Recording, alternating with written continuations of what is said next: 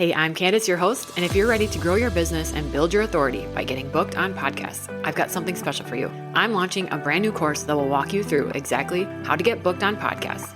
Everything from identifying the right shows to pitching, preparing for interviews, and leveraging your guest appearances for growth. Plus, if you sign up for the waitlist now, you'll get early access to the course and these special bonuses. When you officially enroll in the course, you'll save $50 and get a free one-on-one strategy call with me to help you prep your speaking points and align your offers. These bonuses are limited and end on April 13th, so make sure to sign up today. Head to the link in the show notes to join and get started on your podcast guesting journey. I can't wait to help you get booked and start sharing your message with the world. Now let's dive into today's episode. We're back with another Andrea, Candace, Brittany episode. I feel like these are just little front row seats to our reflections, and we're big on deep conversations. We don't like small talk. We skip right to the deep stuff. Reflecting has been a big part of all three of our lives, and we want to just take a moment and do a 2023 reflection, really, and talk about what worked and what didn't, what we're bringing with us and what we're not. What bags are we dropping off and not taking into the new year? Let's start with what worked. What worked for you in 2023? Okay, I'll go first. I had a little chance to think about this on the way over here before we were meeting. And one thing that worked for me was the inner work, was having space, not being in the classroom, having the bandwidth to really pause, wonder why I'm feeling the way I'm feeling, going to therapy, doing that inner hard work. It wasn't easy. I mean, it was hard. You're kind of in the trenches during that. But Brittany was saying earlier when we were chatting, it's the foundation of being able to grow and make decisions in my life that are coming up next and where I want to go and what I want to do next. And without that inner work, I'm not going to be able to do that. So going to therapy for the first time ever in my life and really working on my insides, learning my human design was a projector. That was a big deal to me because I didn't know that. And if you know anything about human design, that one has a lot to do with your energy ebbing and flowing and having low energy days. And I knew that I was someone that was like that, but growing up in the sports world, I guess, and not ever having a chance to pause and think like, how am I feeling today? How could I adjust my day based on how I'm feeling? Because if there was a game or something, you just had to play through it. I don't know how many times I played injured or sick. And so you just had to get the job done. So learning that about myself, that really was true to me. I'm married to a teacher and he doesn't come home drained and exhausted. And I always did. And I thought there was something weird and wrong with me, but learning that that's part of my human design. If you've never heard of that, there's free places that you can just go find out which one you are. All you need to know is the time you were born, where you were born, and your birth date. That has spoke to me, and just learning more deeply about myself and how I can honor the way that I am designed and how I feel has made a really big impact. I did journal about this, but it's so funny how your thoughts kind of slip your mind. But something that worked really well in 2023 was taking the step to leave my 9-to-5. It was just 10 months from leaving the 9-to-5. And that was just such a big reflection as a whole for everything that 2023 had to offer from March on. I just really look at the year as a whole as such a success and such a proud moment to have done that, and the scariness and all the doors that opened and everything that's come from it is just so powerful. So happy I did it. Really proud moment. On the topic of proud moments, I would say moving my boutique to Main Street in 2023 was my biggest gold star. It's always been my goal to make it here. This is the third location I've had in downtown Red Wing. I opened 5 years ago, having a vision of someday getting here, not knowing how, not knowing when, but it was just a knowing in my soul. And I jumped at the first vacancy possible just to get my foot in the door. I think that also just speaks to how I roll in entrepreneurship. Is I leap knowing that maybe it isn't exactly where I want to land or end up, but those beginning steps are necessary. And since getting onto Main Street, being right next to the flagship Red Wing shoe store, I've had record-breaking sales literally since the moment I opened the doors here in our forever home. Something I'm going to keep moving forward is following those nudges to step into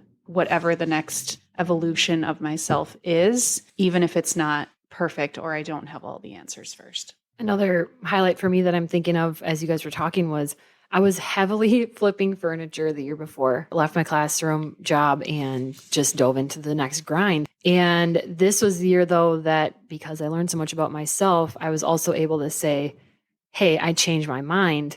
And I was able to wrap that up basically and say, that's not right now. That's not filling my cup right now. Even though sometimes I think as women, we don't think we're allowed to change our mind. And I know that inner critic sometimes speaks up and says, you're just changing your mind again. You're just, you don't know what you want. And, you're never going to make it because you change your mind too much. And so how can you make it if you don't stick with something? And so I had to kind of quiet that and get real honest and say, this has turned into another grind and that's not what I'm trying to live. And so I guess that's something I'm not taking with, but I am proud that I had the chance to, and the ability and the strength to say that's not aligned anymore. On that topic and circling back to human design, I am a manifesting generator and I change my mind multiple times a day. That is part of how I was created. What lights me up is chasing the next thing, the next exciting thing, and allowing myself to evolve constantly. That fires me up, lights me up. That's why I spent 12 years in the classroom,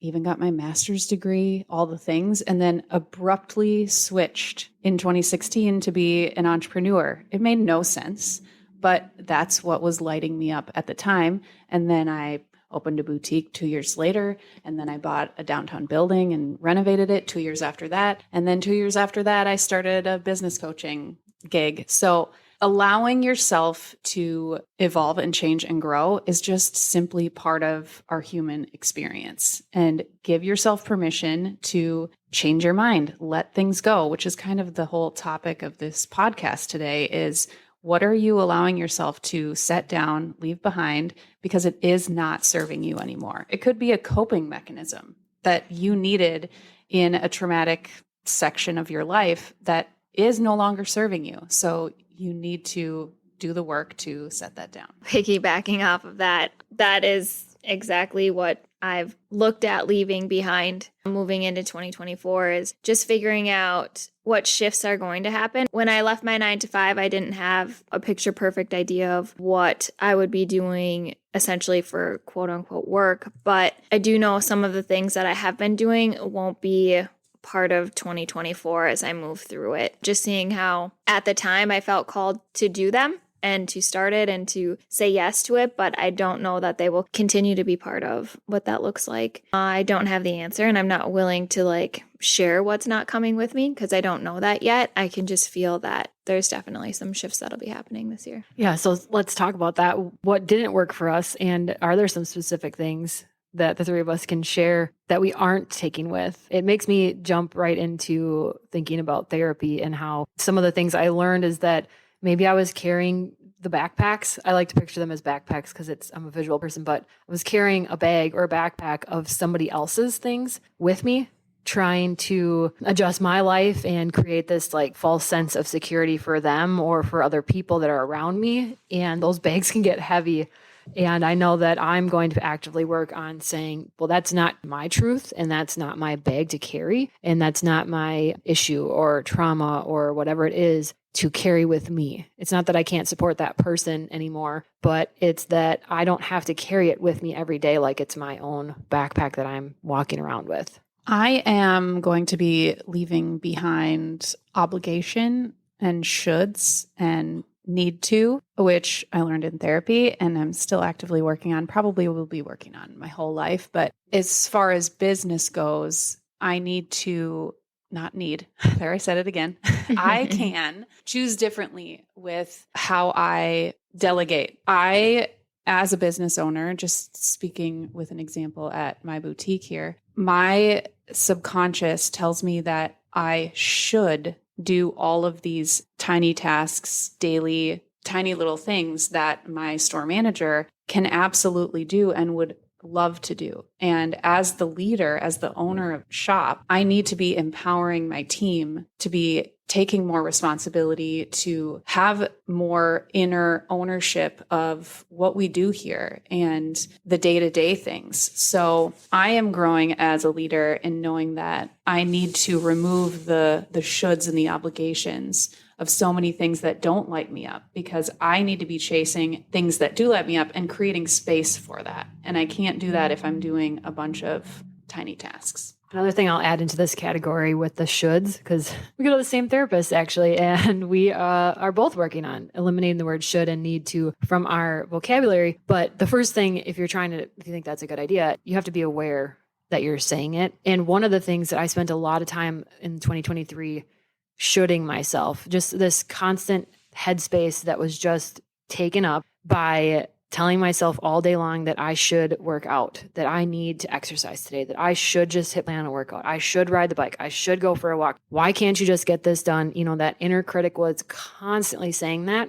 And as I was getting to know myself better on a deeper level this year, some of those things fell out of alignment, maybe because they had to do with a lot of box checking that I had done the previous years. If you've been here a long time, you know that I worked out every day and I showed up on social media to show you. And I helped a lot of people feel better about themselves. I helped a lot of people get on a healthy journey, especially after having babies and things. And during that time, I know that it helped save me and helped get my mental health and myself back to a healthy state. But right now I'm trying to navigate, what kind of movement do I like? What kind of movement does my body actually want? Yes, I want to be healthy, but I also know that I've probably never loved my body, loved her without contingencies, and not forcing and shooting myself into a workout is part of that growth. So I guess a good win that I'm taking with is getting closer to not nitpicking my body every time I get dressed. And something I'm leaving behind then is trying to continue to notice when I say those words should and things. And I noticed that they happen inside my head the most. It's with my self-talk that I use them the most, not necessarily out loud. So just being aware that that's happening and trying to swap those words with different things, because what happens to me, and probably is pretty standard thing, is when I say should or I need to get a workout in, then the other part of me starts that inner quiet rebellion and defiance and wanting to fight. And then it's this like mental headspace that's taken up all day long. I want that headspace for something else. I want that headspace for creating and turning good things into the world. So I'm refusing to allow that to take up so much headspace in 2024.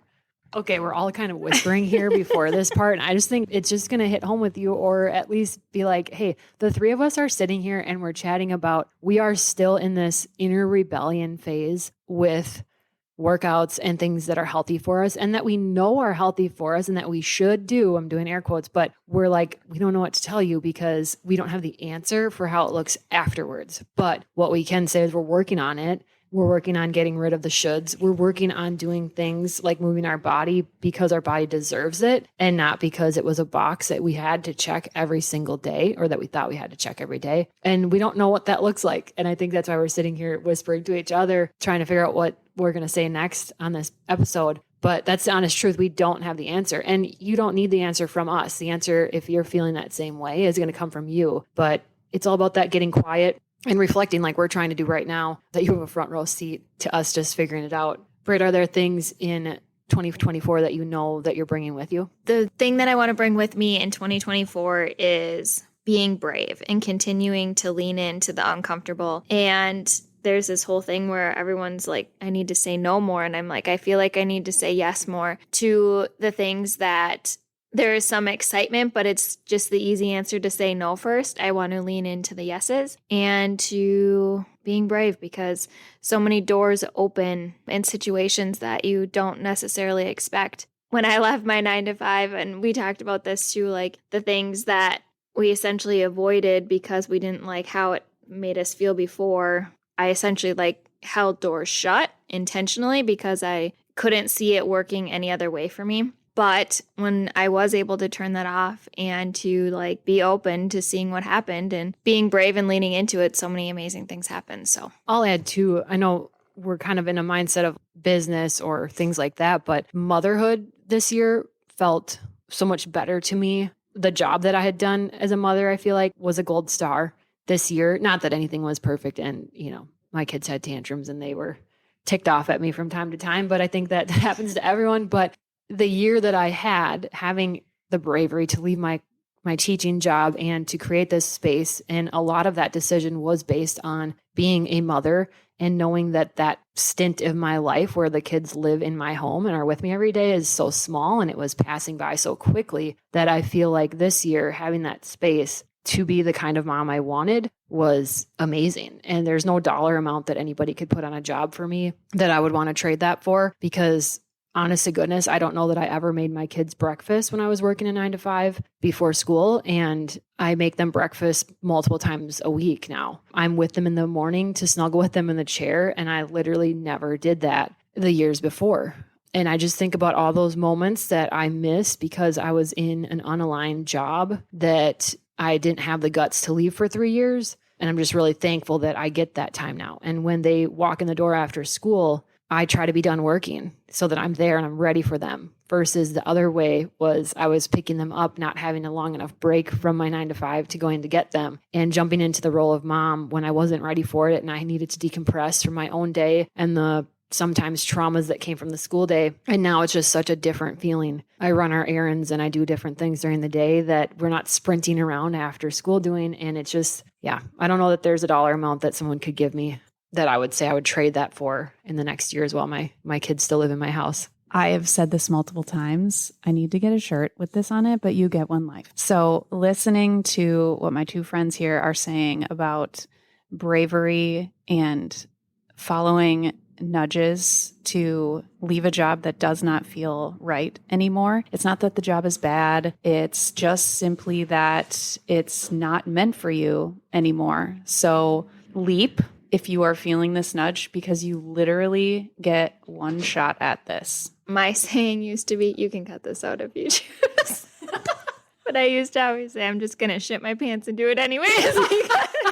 If you have a nervous stomach, oh my gosh, you just have to lean into it. Well, one big thing that the three of us collectively are taking into this new year is that we realized that we are kind of, I don't want to toot our own horn here, but we're a little bit unstoppable when the three of us are together.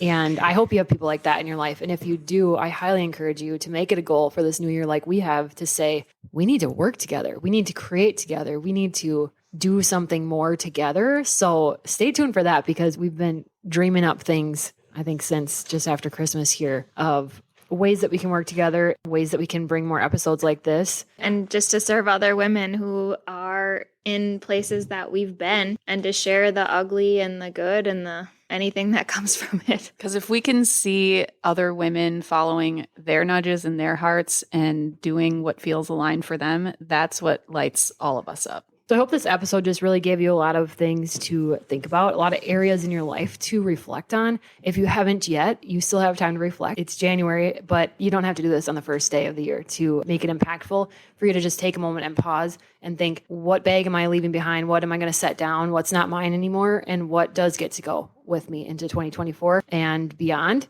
And it's okay if it changes, and it's okay if it changes month to month, but you get that choice. And I hope you feel empowered to change your mind. I hope you feel empowered from our stories to do a little reflecting yourself. Thanks for tuning in. If you're ready for podcast mentoring, whether it's setup, editing, planning, or guesting, you can book a one-on-one call with me through the link in the show notes. I hope you feel seen, inspired, and like your dreams and goals are completely valid, because they are. See you next Tuesday.